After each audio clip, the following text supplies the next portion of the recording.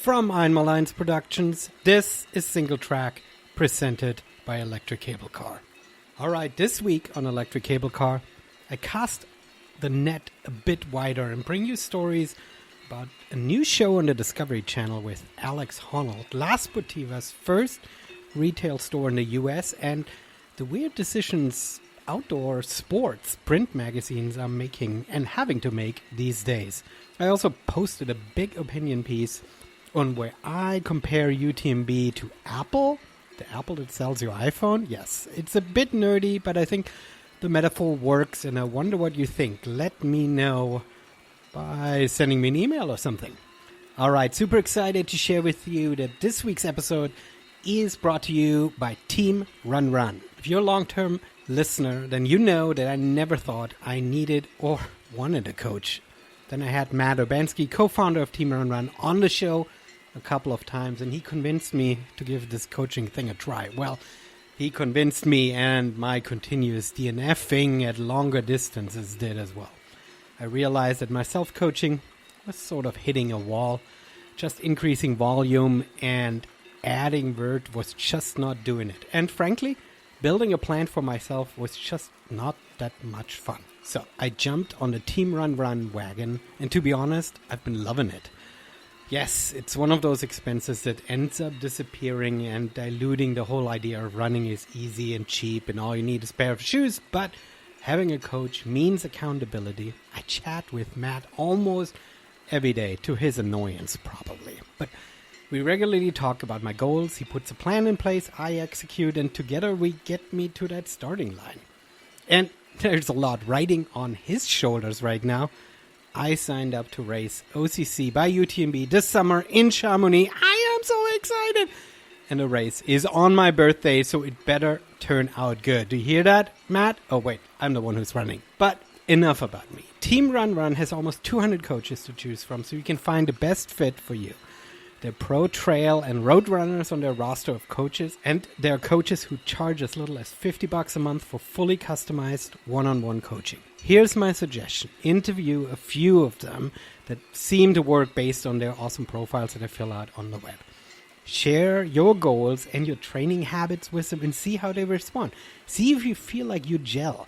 That's super important. Find someone you want to hang out with. For listeners of the show, that's you, Team Run Run is offering $20 off your first month of coaching with any Team Run Run code. This discount is on top of any discount the coaches may be offering themselves. Check out teamrunrun.com and find the right running coach for you. And remember to use code Singletrack, TRR, Singletrack TRR, when signing up for $20 off your first month of coaching.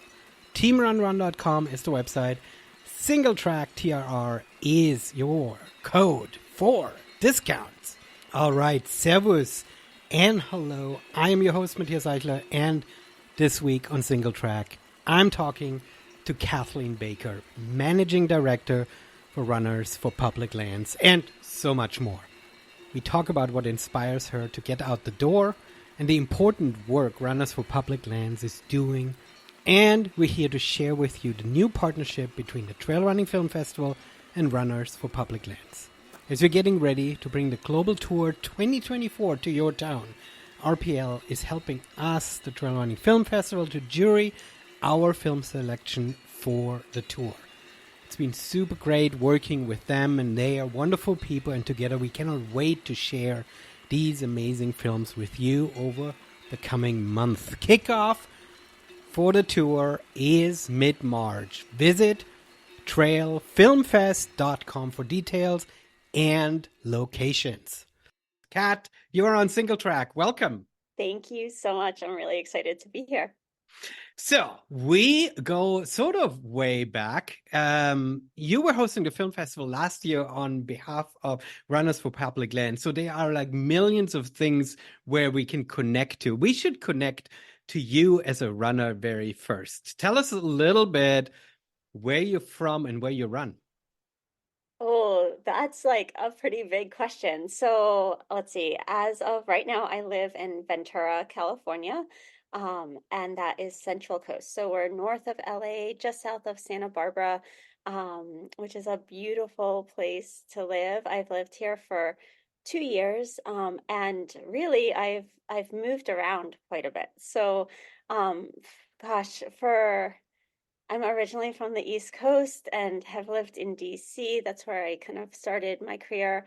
I went to college in Baltimore, and then have been East or West Coast ever since. And every couple of years we move because of my husband's job. So I've bounced around. I've lived in Hawaii and Oregon, um, Florida, and San Diego, and here, and all kind of all over the place. So it's been really cool to run with so many different running communities and explore so many different landscapes through running, just because of our lives, kind of being kind of moving around as much as we do.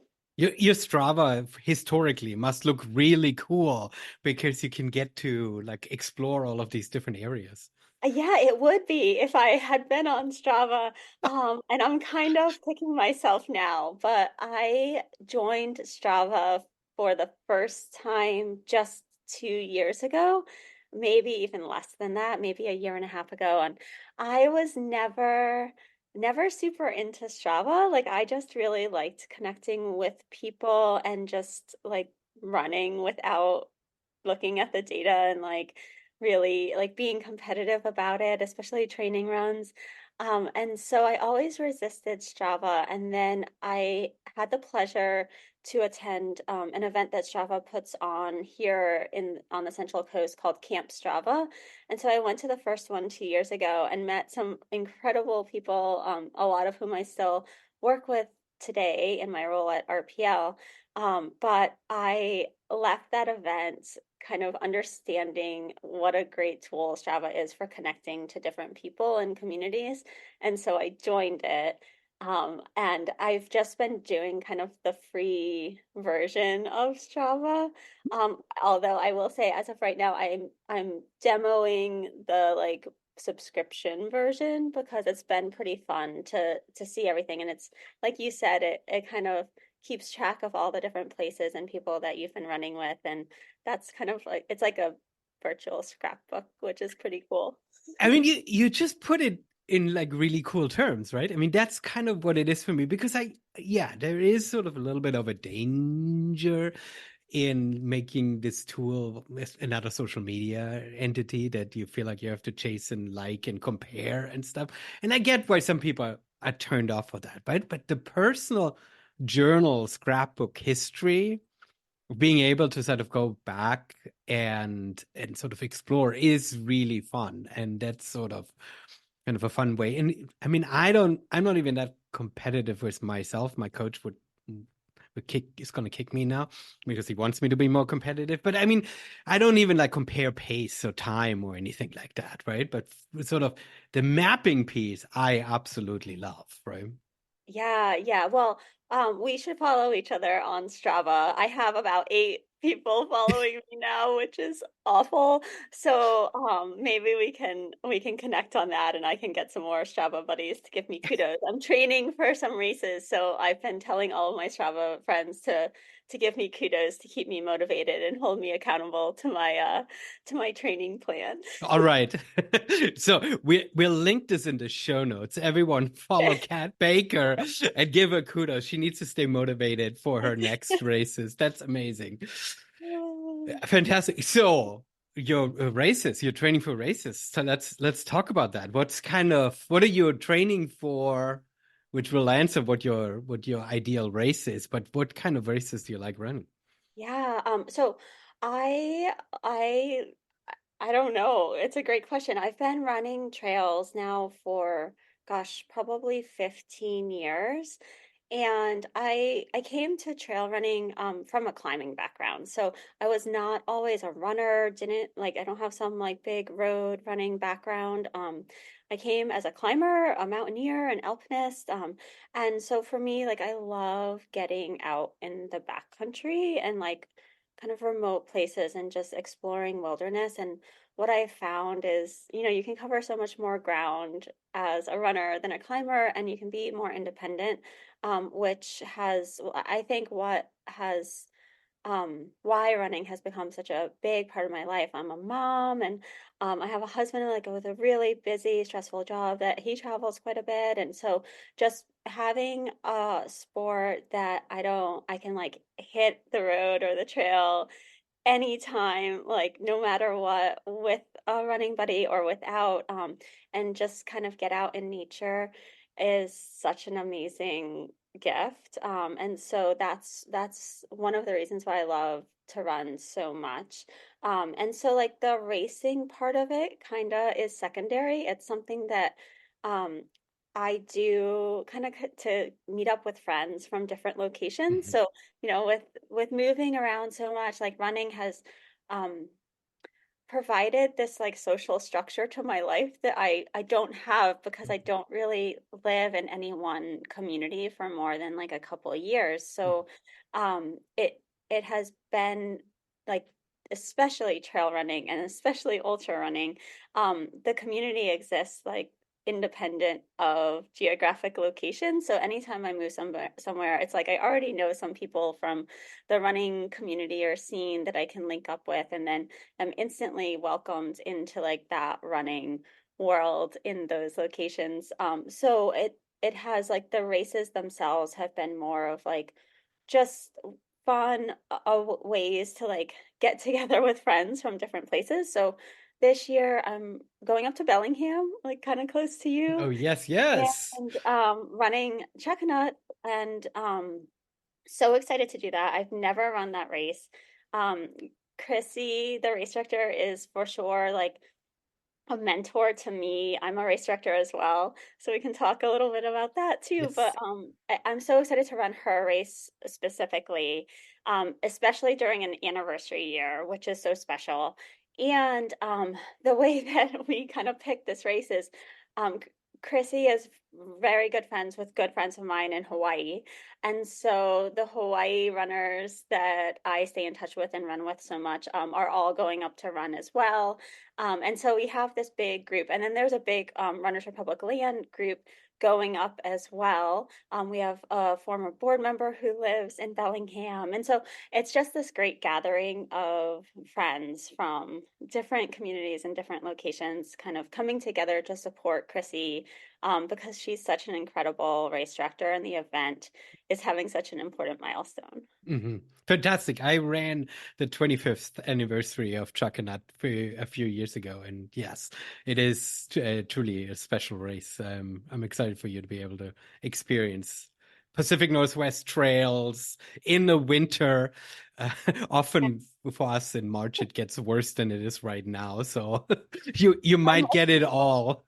I'm looking forward to the cobbler. I've heard really amazing things about the campfire cobbler that Yes. is available. So that's what I'm really looking forward to.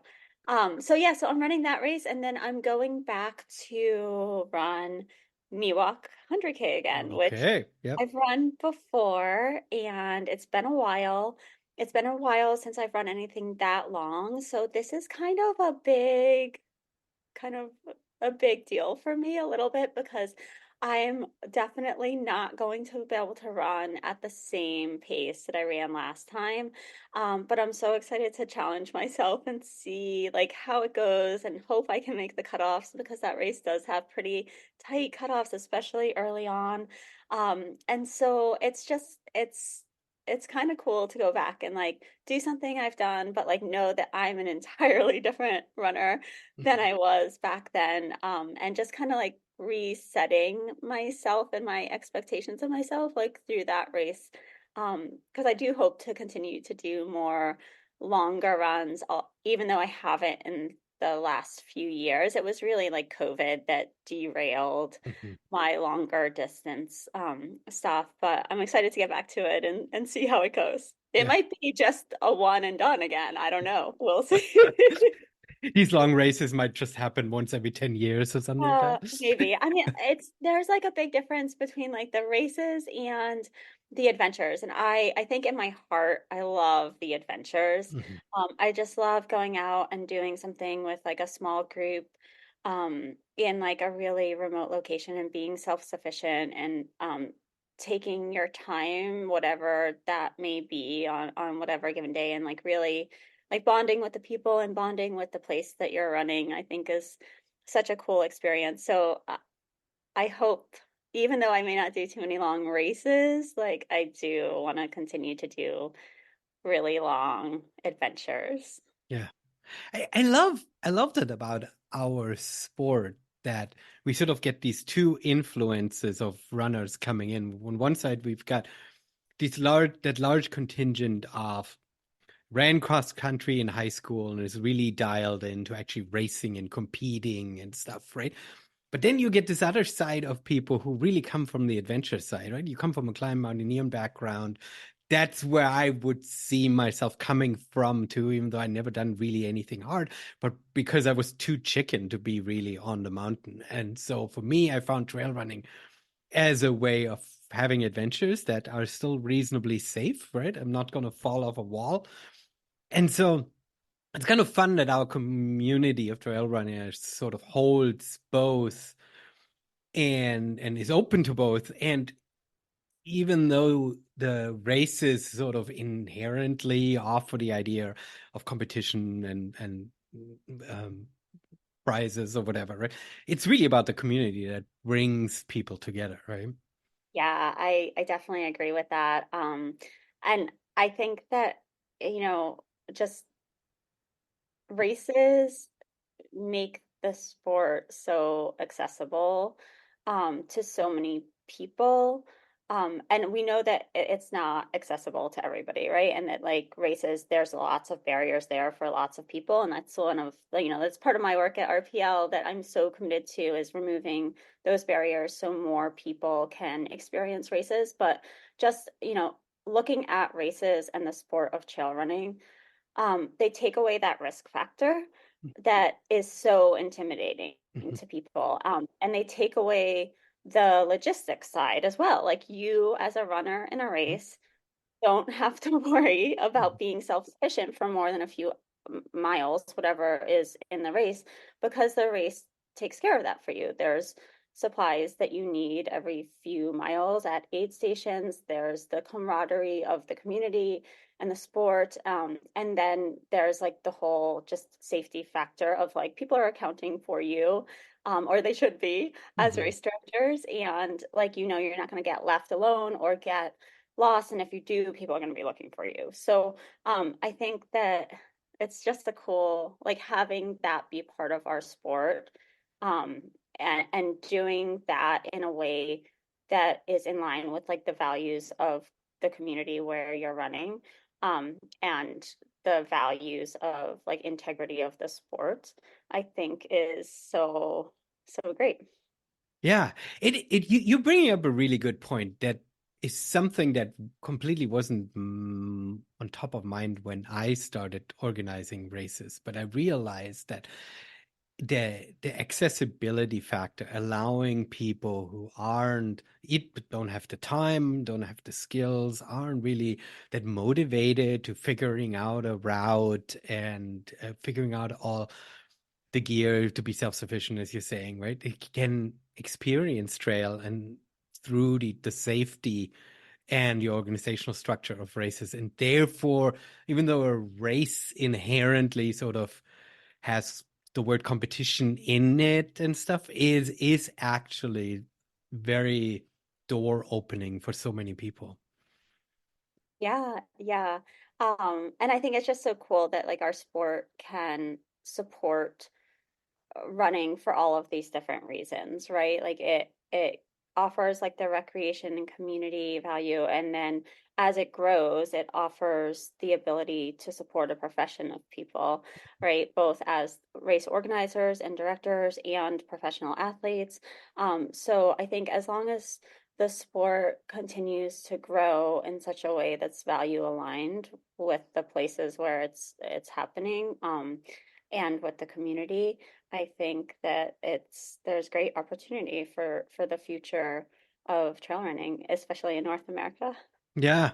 And I mean, that's sort of the amazingness while it poses challenges and complications in many ways. the permitting process is very democratic in a sense that anybody can apply for a permit, right? It's a little bit different than, and now we're getting into the weeds, but um, I often am bummed, especially coming from the European background, seeing how in national park the concessionaires are essentially only the giant corporations who know how to sort of facilitate hundreds of employees and stuff, right? It would be nicer if somebody who just knows how to run an individual restaurant could own a little restaurant inside the national park, but it's essentially impossible, right? It's like Aramark and these giant corporations. But when it comes to actually permits for events, I mean, anybody who can literally call up the National Forest Service and say, "Hey, I'd like a permit," and you fill out a piece of paperwork and then you have it, right? You need insurance and stuff like that. In general, it's easy. You don't have to bring millions of dollars with you to even apply, right? Which is fantastic.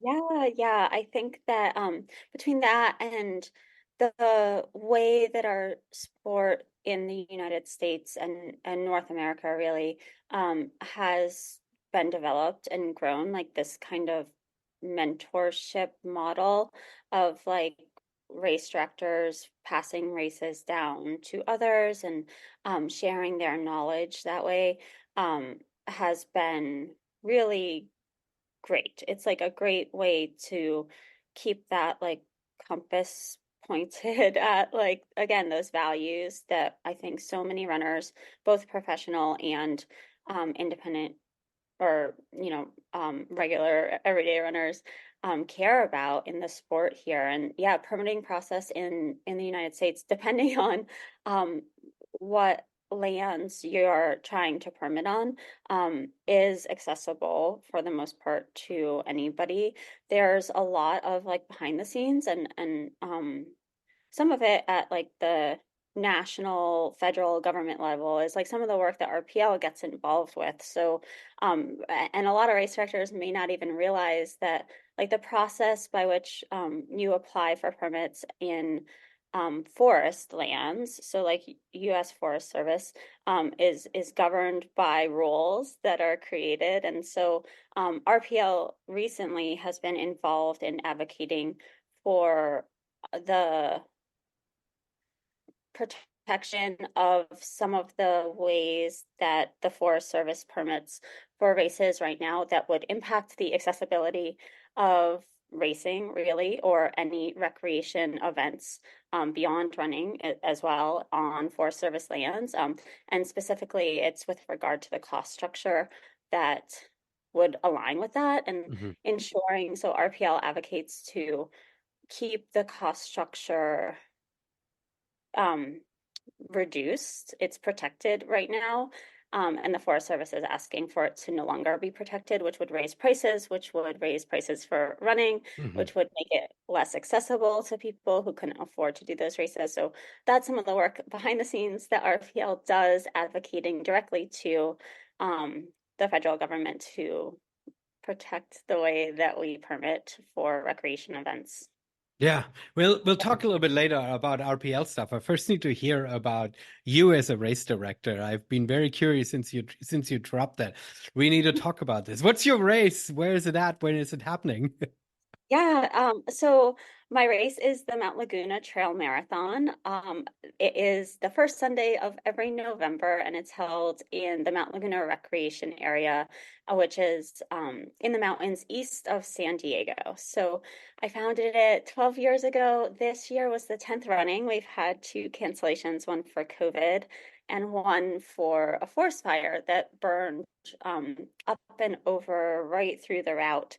But that was a number of years ago. So yeah, it's been amazing. And getting back to why I run and community and um I founded the race for the sole purpose to give back to the community. And so it has always been a nonprofit event. Like we donate everything that is raised from the event back to the community. And so over the years, it's benefited a number of different organizations. The volunteer fire department that was in that area is no longer volunteer, but like we used to support the volunteer fire department quite a bit, and that's kind of where the race started. Search and rescue. We support now an amazing nonprofit that gets youth out into nature to recreate. So it's called Outdoor Outreach, and really proud to support that group. They do incredible work connecting youth to recreation. And then a bunch of other the San Diego Ultra Running Friends, which is the big trail running club down in San Diego that also has a whole nonprofit attached to it that does nothing but trail work. So we've supported that over the years. But yeah, I founded it, and I guess it kind of goes back to like when I started running. So I started running while living in San Diego. And I wasn't a runner at all at the time. Like occasionally I would run to train for like a big mountaineering trip or something like that, but it was not my thing at all. And I actually hurt my elbow, tore a ligament, couldn't climb anymore, like couldn't really do anything, and like my whole social structure um was climbing. And so I was new to San Diego. My husband, my new husband at the time, he was active duty military at the time. He had just deployed to Afghanistan. And like suddenly I'm alone in this city that's like super foreign. All my friends are climbers and gone off climbing all the time. And I like was just kind of hanging out and didn't know what to do with myself. So my doctor actually invited me to go run with his run club. He had a run club and he's like, I'll tape up your elbow and it'll be great. You'll be great. So off I went and ran a 9 mile trail run that was partially on the PCT. And then it was this big loop. And I just had the most amazing time out there. It felt so just free to not have so much stuff. Like I was so used to carrying around climbing equipment everywhere. And I was in this big group of all these people, and just the miles went by so fast. And that 9 miles ultimately became the starting blocks for the race that I put together. So those 9 miles are part of the Mount Laguna Trail Marathon now, and I built everything else kind of around that. But I ran that first run. 3 runs later, I was suddenly signed up for a 50K, and went for it, and just remember it was so ridiculous to me that I was doing that run. It had been sold out, and the doctor like talked my way into the race for me. So I went and ran that, and pretty much quit running after that, just saying like that I just ran all of my life's miles in that one race and I'm good. But then, a runner's memory is what it is. And so I signed up for a 50 miler like a couple months later, and then it just kind of stuck. And um I I ran quite a bit for a couple years, and then it was when I became pregnant with my first son that I wasn't running as much, was like missing the trails, and that's when I decided to create this race to give back to the community. And I was very much in the ultra running part of the community, but again, like I wanted, especially like coming, thinking about coming back to running after having a baby and like not knowing what that meant because I was a first time mom. I was like, gosh, there needs to be something a little more accessible than a 50K. Like, and I realized that there was no trail marathon in that area. So I was like, let's make it a marathon, and um felt like that was a good entry into the longer distance ultra trail running, and just filled a gap that didn't exist. And so Mount Laguna was the first trail marathon in the mountains east of San Diego, for like the present modern day. I'm sure somebody had Yeah. some sort of marathon way before I was around, but yeah, it was the first in that area, and continues to just be an amazing event that's a celebration of the community. And so we have often more volunteers than runners. It's one of those days that's just, I think, a special day for everybody, and everybody shows up from the community and hangs out and enjoys each other and enjoys the national forest that we're running with, and like um, it leaves your heart full for sure. Yeah, that's amazing. How many runners you got permit for? I think it's about 150 Okay. is our cap. So pretty small. It's almost all on single track except for the first mile that is like a nice shakeout mile on a dirt road. Half of the race is on the PCT, and then the other half kind of goes through a couple of different areas of the Cleveland National Forest. So you get like to experience like really different ecosystems as you're running this. And the part of the PCT that it runs is the part that like overlooks the Anza Borrega Desert. So you get these amazing views with about a 2,000-foot drop off to your right, just looking over and out at the desert. And then you're running through like autumn colors in San Diego. So like we usually have the peak autumn colors from trees, and then some sections are through pine forest and like through the Big Laguna Lake area. So you kind of get this amazing tour of the Mount Laguna Rec area and a little bit of everything. That's amazing. That's amazing. How many aid station you need? I'm putting my race director hat on, and my races are all really short and loop courses and stuff. And it works for me because I'm so busy that I need things sort of plug and play and stuff. But yours is a little bit bigger. How logistically, give us a little bit of rundown here. Yeah, so again, for me, I wanted this race to feel like welcoming to people, even if they weren't very experienced in trail running. And so there's four aid stations, and they're very, very well stocked. Anything that you need could be there. The route itself is it's challenging. Like it wouldn't be a trail run if there wasn't a little spice to it. So it's technical in places. There's some climbing. I would say about 4,000 feet of elevation gain over the whole course. And then we have a little surprise, little surprise support things like throughout the course that people seem to really enjoy, especially towards the end. But I think for the most part, people feel really well supported on the course.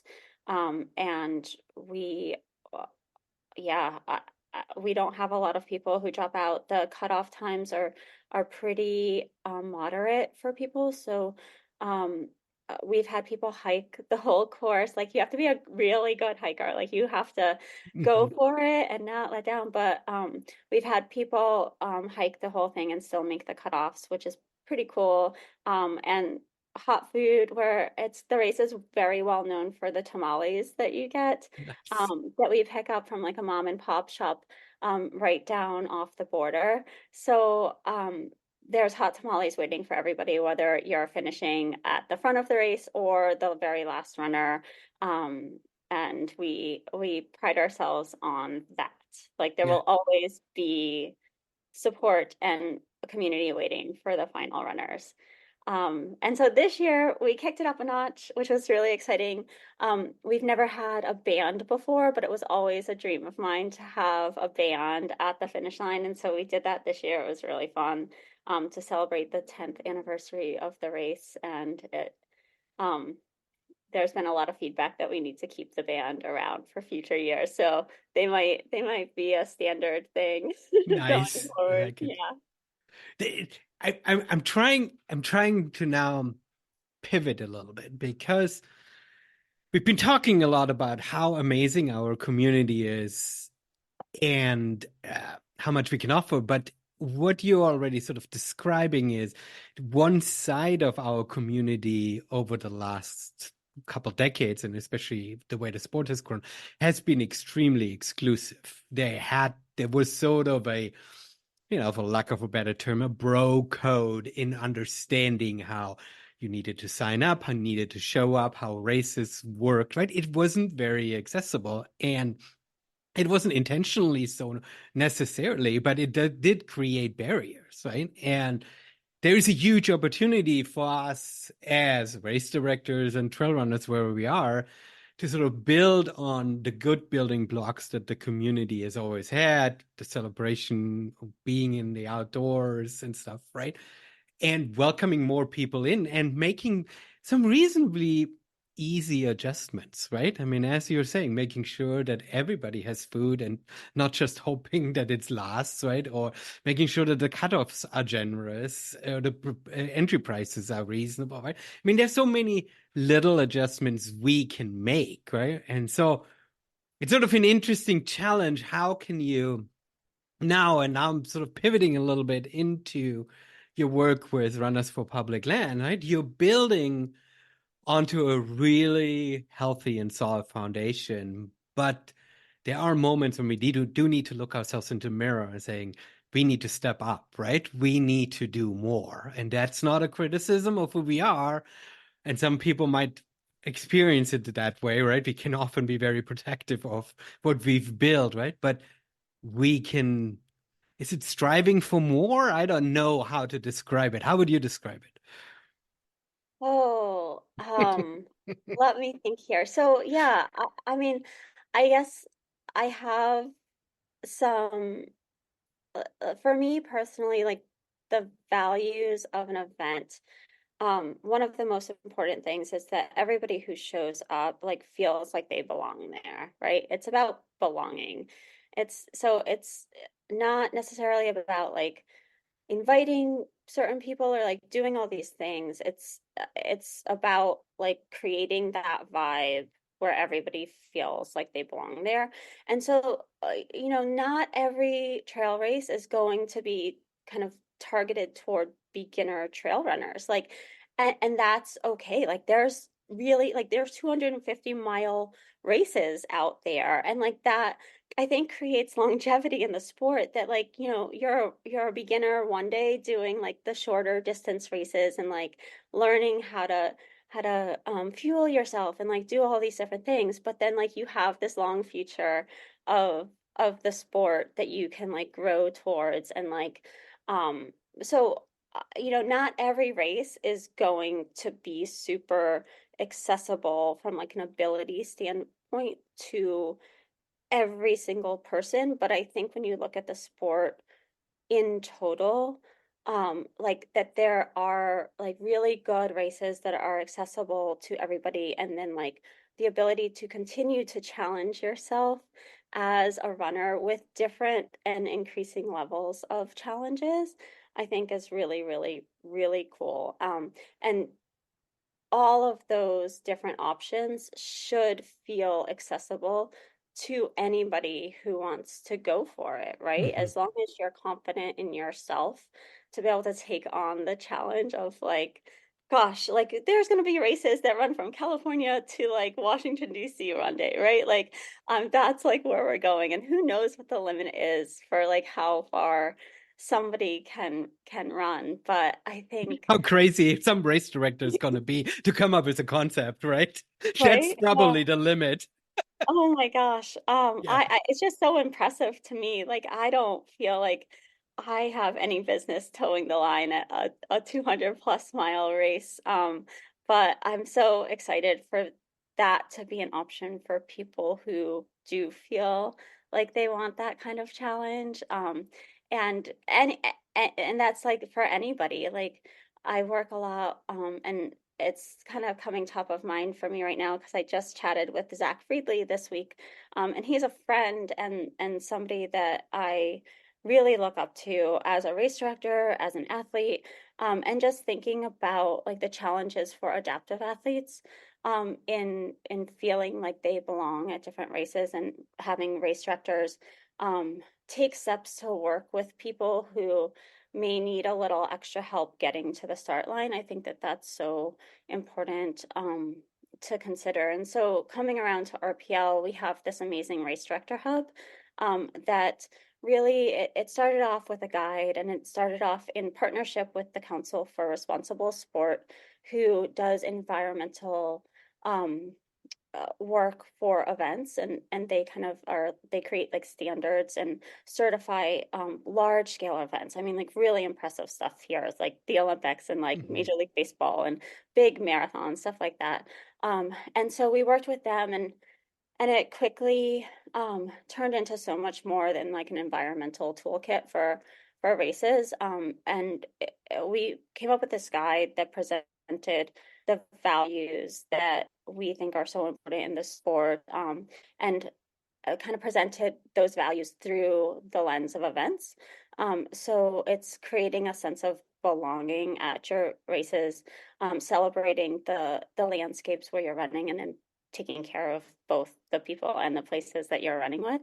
Yeah. And so we've created a bunch of resources to help race directors take that guide and those values and think about ways that they can implement them and execute them through their own events. And so I'm so proud to have contributed to that. We pulled together a working group of really notable race directors who contributed to the work along with the council and RPL. And yeah, it's gotten just incredible feedback. We have always looked at this as kind of our first step in a much bigger like strategic initiative for RPL, which is like working with races to help educate and activate runners for both inclusivity, access, and protection of public lands, and then sustainability of like the event itself. Um, and so we're excited in 2024 to kind of take a bigger focus on that like publicly and continue our work with events. So stay tuned for more coming from RPL on the event side of things. And the way we work a lot is as an organization is like we don't do a lot in a vacuum over here. So we always look to partner with other nonprofits who are aligned with our values, and individual race directors, especially for race and event work. So we'll definitely be continuing to do that, and it's just kind of our practice of ensuring that our work is built on a foundation of diverse perspectives, and the more care you take in developing this type of thought leadership work, um, including different perspectives and diverse perspectives, like from the conception of all of these things, like the better product. And it really it's the only way to create something that's valuable in the world today, right? So Yeah. we take great care in the process that we use to create our resources, and any kind of statements that we come up with, and um, yeah, and so we're excited to do more around events in I, 2024. I'm super excited about that because I think I've been to the US Trail Running Conference now over the last couple of years, and I feel like we heard a lot and were challenged a lot. And I mean, quite frankly, from an organizational, not from a white man perspective, but from an organizational point of view, it is overwhelming, right? There are so many things. The checklist is so long. And I don't want to say that things fall off the table because of priorities, but things need to be packaged manageable, and that sometimes avoids or distracts from the fact that the work might be so complicated that it isn't manageable, that it is a hard thing, but there need to be bite-sized pieces. There needs to be a journey that you can sort of put yourself on. And so anything that makes things um I don't know if I don't want to say I don't want to call for shortcuts, right? You can't compromise on some of these really important issues, but you can definitely share best practices. You can definitely, especially because we want to share this stuff. There is no like weird hidden competitive advantage of saying, "Ooh, I've done the work, so now I'm going to hide it for myself," right? It's better for all of us if we share this stuff on everything from how to recycle to, how to invite more diverse people to our races. So Yeah, yeah. I mean, this is a great like let's just relate it to trail and ultra running, right? Like think of it as like I often have this moment where I'm like, gosh, everything I've learned, I learned from ultra running where it's like let's chunk it out into like bite-sized pieces, kind of like aid stations at a long race and like um it feels more manageable. It feels less overwhelming. And then you have the like positive um, uh, reinforcement of saying like look at these things that I've already achieved from the beginning, and so it's totally worth like keeping going, right? Because I've already accomplished so much. And so I think in taking that approach, and that's certainly like what we've done with the Race Director Hub, is like we really try to package things in different ways, so that it felt more accessible to race directors, because I know that feeling, right? Like I have a full-time job, I have a family, and the race that I put on is incredible and amazing, but it's a ton of work and it is like on the side. It's like a side project that brings me so much joy, but there are so many competing priorities just in day-to-day life. So I felt that very same like sense of overwhelm thinking about incorporating more like environmentally sustainable practices, or things like land acknowledgement, and like really collaborating with indigenous communities, and creating like a more awareness in that running community around those types of issues. And so having the resources of the hub,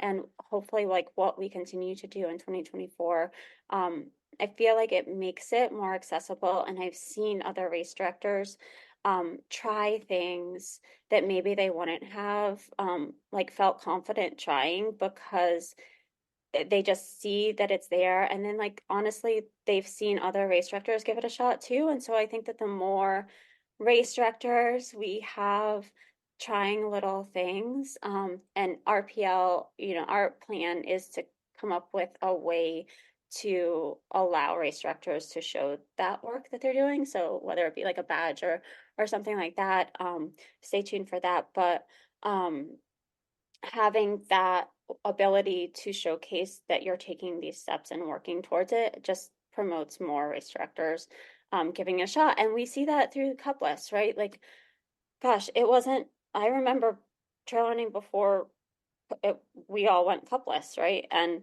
it was a really big deal that first year, but then more races started to do it. Races saw that it was manageable.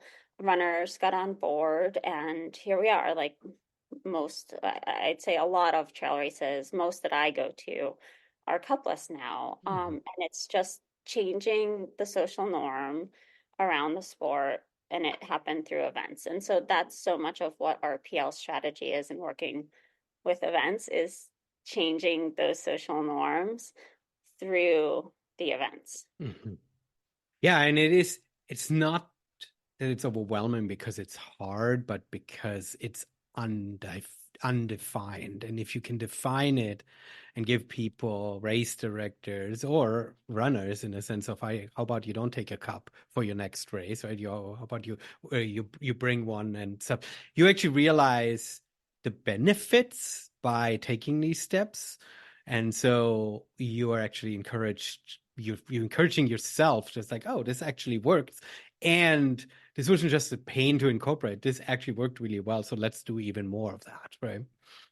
We've gone down the rabbit hole quite a bit here, and I feel like we need to step out a little bit because we've like dove really deep into the work of RPL without really shining a light on what is RPL and what is your role. Officially, you're the managing director for Runners for Public Lands, Yep.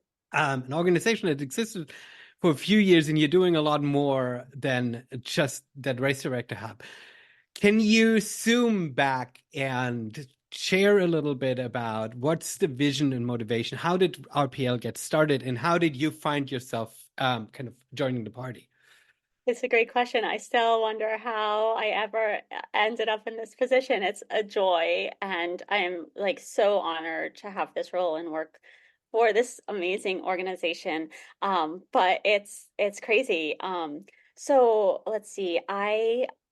RPL is a nonprofit organization, and so the best way I think to describe who we are and like what we're trying to do in the world, maybe to people who like haven't heard of us before, is to talk about like the outdoor recreation landscape in the United States, like and nonprofits that work in it. And so there's all of these nonprofits that organize recreation groups to care for and advocate for the environment. So Surfrider Foundation is like a really well-known one if you are living on a coast. The Access Fund is a similar organization that organizes climbers to care for the places where they're climbing and promote access to them. And then, I mean, there's a number of organizations like that. And uh, there has not historically been a nonprofit organization that organized runners to care for the environment. So, like, we know that there's some other great running related nonprofits in our space that advocate for different things, but we specifically are organizing runners to care for the environment, and runners make up the largest recreation group in the world and in the United States. There's over almost 65 million runners. And so we are really excited to step into the role of being the organization that brings everybody together for that collective power. So in like the national policy landscape, right? And um, we believe that runners deserve a voice in that area, specifically runners. And so we're doing that. But then we also believe that advocacy itself is a local issue. And so, like, we care deeply about doing place-based advocacy and working directly with communities of runners in their own community. And so, so much of our pathway is just creating opportunities for runners to get involved in their own communities and then connecting the network of those places for that like larger collective power. Mhm. Yes. This is this is a huge undertaking. It's huge. It's it's a really It's much needed, but it's daunting. yeah, yeah, it's a challenge for sure.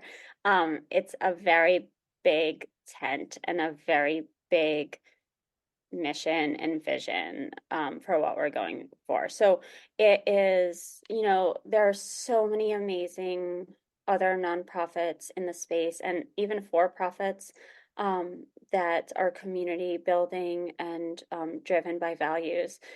And again, like we just see the value in creating a way to connect all that we're doing for the bigger purpose of advocating for the environment on like the national and global, like one day global level. Maybe, I don't know, we're not there, we're still young, so we're a startup still. And we this April will be RPL's fifth anniversary, Mhm. so just we're still a few Yeah. years in.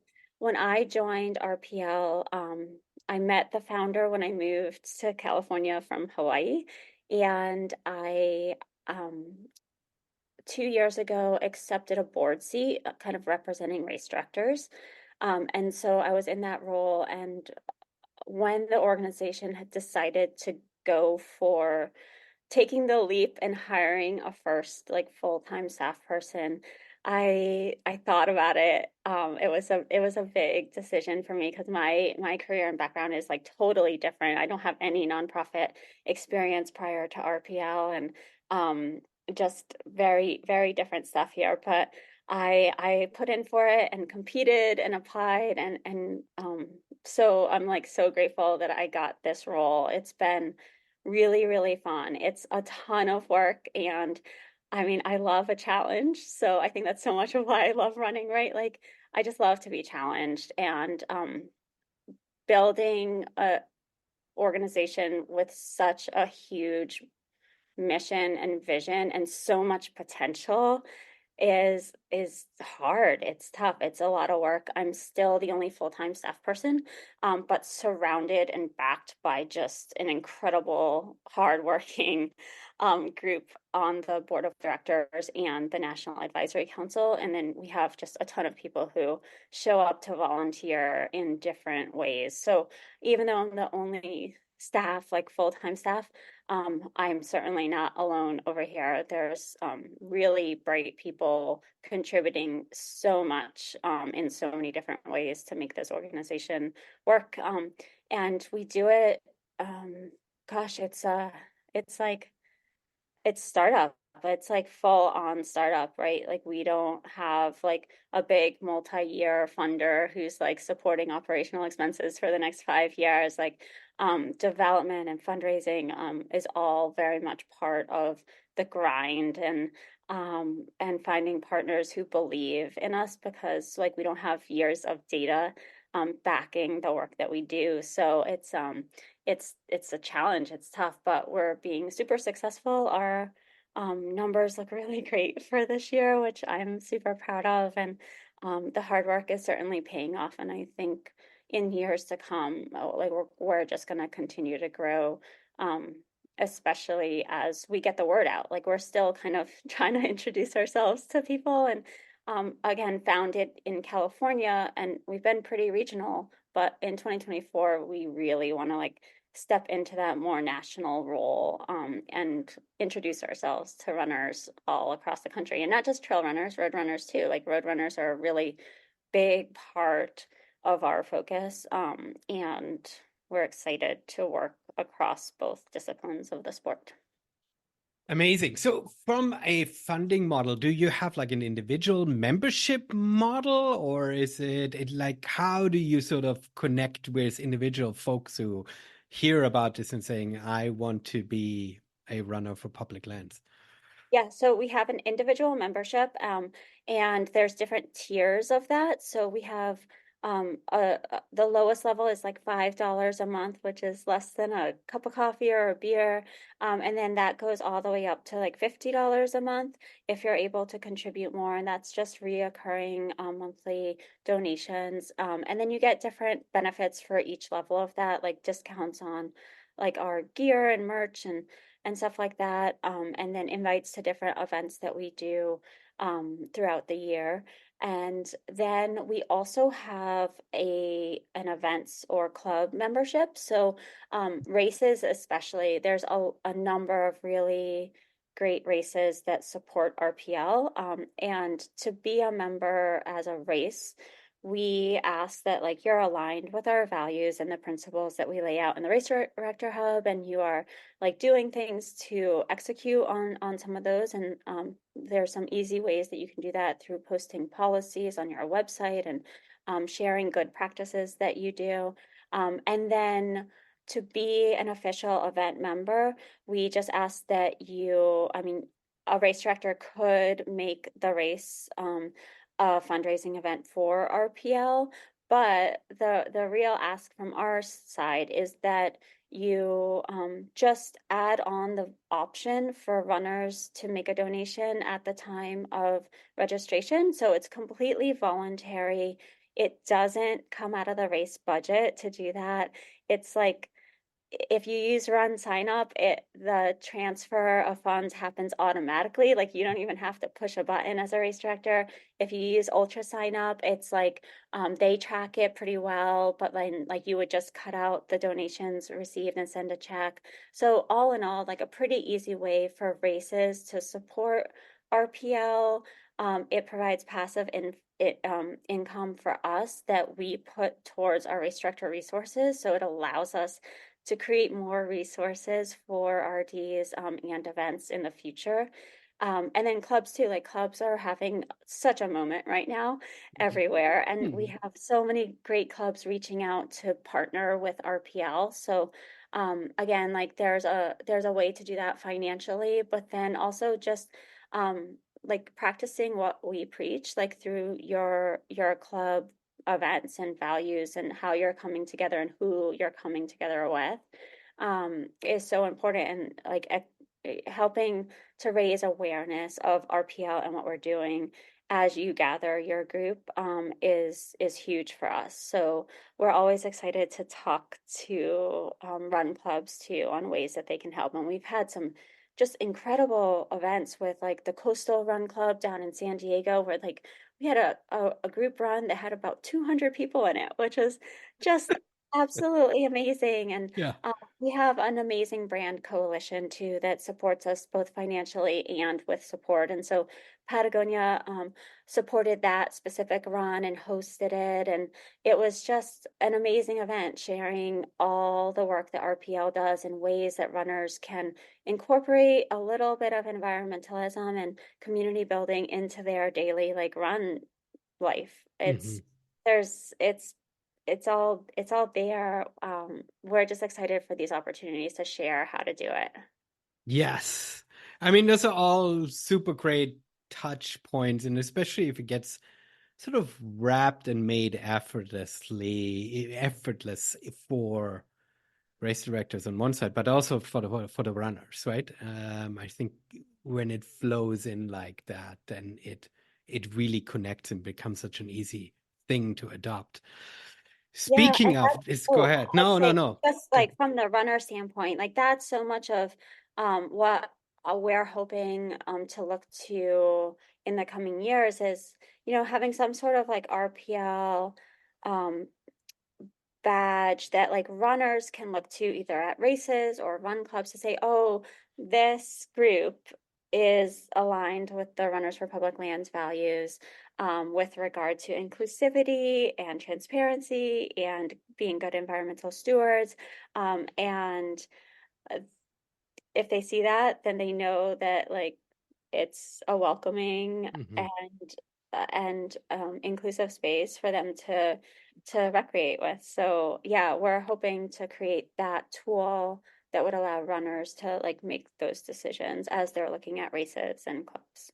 Yeah, no, that's amazing. So now one of the reasons why you and I have been talking a lot over those last few weeks, and we should absolutely talk about and highlight is you're partnering with the Trail Running Film Festival this year in many different ways. And the most important work that we're doing right now is sort of happening in the background. And I think we need to kind of shed a little bit of light into that. Yeah, we are so excited about our partnership with the Trail Running Film Festival. And like, thank you so much. It's really a joy to work with you and such an honor. So, what we are doing is RPL and Trail Running Film Festival have come together to really build out the foundation of how films are reviewed and selected for the final reel that everybody's going to see across the globe. And so what we have done is we've created a film selection committee that's made up of just incredibly notable folks in the running world, industry activists, really a big, very representative group that is reviewing films. And we've created a criteria that is being used to score and comment on the films, and then this input will be used both to make some decisions on what the films are that are selected each year, but then also to help make some decisions to prioritize how we're doing outreach with diverse communities of creatives that can share just really incredible stories of all the different individuals who are out there running and have unique stories to tell. So we see this like RPL is excited about this partnership because we see it as a great way to influence our sport that's growing so quickly and to help guide that growth in a way that's aligned with our values that we think are so important. So, like those values being really like inclusivity and diversity and transparency and integrity and like all of these things that we feel are important in the sport that we love so much. And so we're hoping that this work behind the scenes like results in truly representative storytelling for future like years to come, right? Yeah. And growth all across the globe, right, of the film festival. Yeah. It I found myself over this last year looking at this process and thinking about this. I found myself interestingly challenged because in some respects you would want to have an embarrassment of riches, so many great films that it's so easy to pick. But in the end, this is not just a spreadsheet process where you can just score. And many of the other film tours out there don't even have that kind of very transparent and open scoring process. Some people with film tours like literally actively solicit only their own films, and that's what they're touring with. And there's no judgment call in there because to the point, it's like if you only sit back and wait for selection to come in, you might not be inviting or reaching the people who tell the stories that you actually want to be telling, or you feel like is a representative of our community, right? And so you do need to do some active work in this. And so it's an interesting balance where on the onset, it feels like this should be a very mathematical process. But we don't even know if the Oscars are a mathematical process, right? I mean, there is sort of an aspect where they always get slammed if somebody decides that their film wasn't selected, right? But in general, this film selection is a form of storytelling, and we need to find the right kind of vehicle on how to make a selection process that honors our community and honors the artist, the filmmaker, and inspires them to tell their best stories, right? And so I don't think we fully landed. I think from a spirit, we know what stories we want to tell, but I don't think we fully landed on what the best way is of really bringing these stories in, right? Yeah. And yeah, so I appreciate all the work that you've done in this and sort of like steering us into that direction and challenging us to kind of think about various ways of where we ultimately need to go to, right? Yeah, I think that, you know, like this is like we've just been at this for a few weeks, right? Really, Hmm. it's been Hmm. like really new. And so I think we started somewhere this year with something, and I think that pulling in this really amazing group of folks, um, like having those minds on this is going to result in like so much great feedback for how we can do it better for next year and years to come. And that's what it's all about, right? Is like you have to start somewhere. We have something on paper now. We have like the structure for the committee and something to work off of. And now like we can only improve it from here. And I think I'm just so excited about like the creative process because you're right, it is a creative process. And this is one of the things we talk about in the committee is that like we're rating and like looking at films individually, but the final product is like a collection of films. And when you go to watch the Trail Running Film Festival, you're watching, you know, like six, seven, eight films that are put together, and there's a lot of thought and detail in like what film flows well into another, like what is the overall vibe of the end product, all of these things. So there's so much creative vision and thought that goes into creating the film festival reel. And I'm so excited because it's all new to me. So it's really exciting to like learn all that goes into this. And I certainly will view the film festival in a very different way this year, like knowing how much goes into creating that. And it's not just like grabbing six films and like mashing them together. Like there's really a lot to it. And I'm just so excited in, you know, having this group not only is going to influence like the films that are selected and like the outreach that we do for future films. But um, I think it's going to like the raise awareness and really tap into like new and diverse like running communities that maybe like haven't been aware of the Trail Running Film Festival. And what I get excited about is the scholarship fund that the Trail Running Film Festival has to support artists who maybe have like barriers to creating films that are like in their minds, or like even if they already have like footage and stuff, just getting a little support through that scholarship or the grant. It's just such a big thing, and I'm excited for the committee members to be able to share more about that. And I think that that is going to be a really big piece in the growth of um, the diverse storytelling, right, that we want to see. So, Yeah. yeah, I love any way to break down barriers for creatives and artists and runners is like so cool. Yeah. And you came to this last year by hosting one of our tour stops in Ventura. And so you've seen the finished product, right? But you also sort of seen and experienced what these films do to the community. And we talked a lot about sort of the influence that race directors have in building communities and stuff. And the film festival, that's what I'm experiencing as I'm talking to hosts all over the world and hearing their ideas on how they want to bring their community together and what they see the film reel, right? That product that we're selling them essentially, right?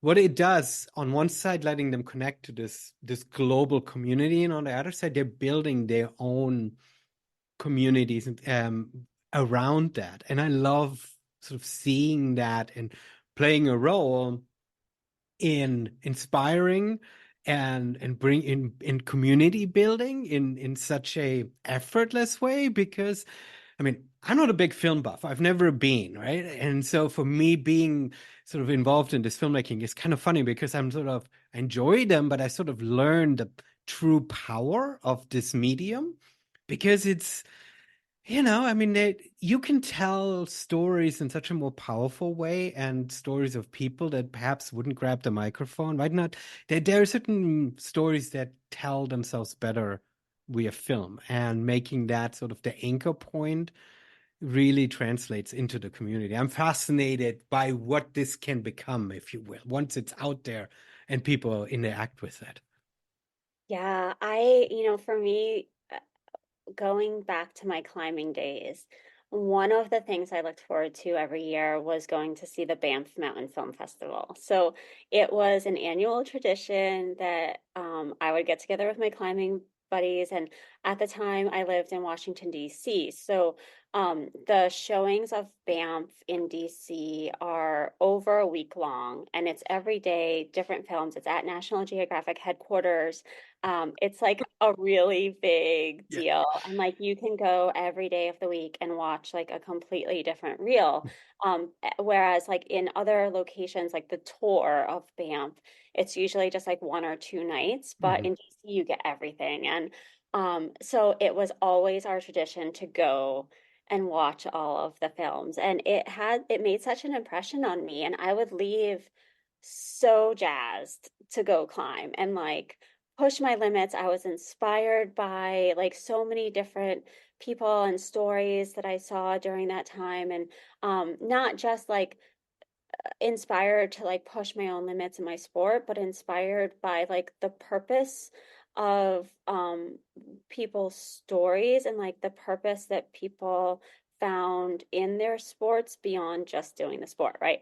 And so like Yeah. this comes back to RPL and Yeah. like why I just love working for this organization, because it it provides an opportunity for runners, and same with the film festival, to like connect recreation with a greater purpose, right? Mhm. And then like being able to see the impacts of that, and like really understanding that as a recreation group, like there's the potential to make a difference in the world. Like runners can make a difference. And because there's so much potential with this running like community, like this just sheer number of runners, there's just so much potential and opportunity to really create that impact. But Mhm. I think it starts right for Mhm.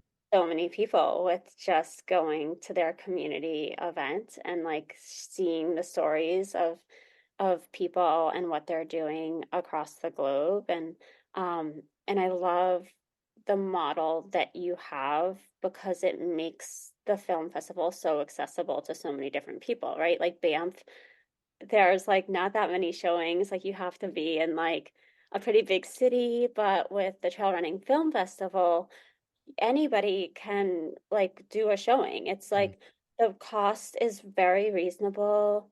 You can like sell tickets. You can have brands help or local brands and businesses support to buy down the cost of a ticket. And then you can make it whatever you want. So like the event that you have in your own community can really it can benefit like a local nonprofit. It can benefit your own running club. It can just be a really great celebration of everything that you have going on in your community. It can be whatever anybody wants it to be, right? And Yeah. like that is brilliant. And I think so fun, such a fun way, especially now with the run clubs and races and everything. It's such a fun way to bring everybody together in one community, right? For like Yeah. a really fun night. And then I don't know, add a run to it beforehand and I mean, that's for me as sort of the person that listens to all of these hosts and hears their ideas. That's been really the most fun part is seeing how they get excited about, sharing the film festival with their community, but also just building community and seeing how these pieces can all fit together and stuff. And yeah, I mean, in some ways, races are a great way and they're defining our sport, but it's great to have another sort of way of how people can get together in the film festival is that. And I'm excited that Runners for Public Lands are involved in this journey for this coming year and hopefully for a lot further. So I had you now a really long time. I really, really appreciate all of the time, all of your insight, all of your passion. Let's hear some links. We've already mentioned your Strava. Follow Kat on Strava. We'll link it in the show notes, everyone. Don't worry, my podcast isn't that big. You don't get thousands of people following. You'll be fine. oh no, I need it. I need the kudos. Okay, there we go. Everyone, Yes. follow Kat. But also, Runners for Public Lands. Is that just what's the website? Um, Website is runnersforpubliclands.org.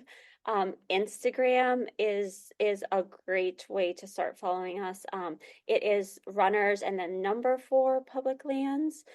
So definitely follow us on Instagram, and we have other social accounts too, LinkedIn, Facebook. So you can check us out there. But I would say start with the Instagram, and then we also have a newsletter that you can sign up for by going to our website. You can become a member on our website, and you'll see links to all of those things on our Instagram as well. Fantastic, Kat. Thank you so much for your time. It's a few days before the holidays. You probably need to now go bake cookies or something. Is it something people do in LA? Is it is cookies a thing, or is it Cookies too are being baked in my house as we speak right now. good? So the grandparents are visiting, the kids are already, today was their last day of school, so it was a half day today, and I can smell the cookies baking right now. So it's happening, even without me. And yes, like cookies will be baked from now until the end. And we have some other fun holiday treats around here too. We do a pretty killer homemade Baileys. But that's Oh, for the adults later. nice, nice. I like that. I like it. Yeah. Fantastic, Kat. Perfect. I'll let you go. Thank you so much for coming on Singletrack. Thanks, Mateus. It's a pleasure.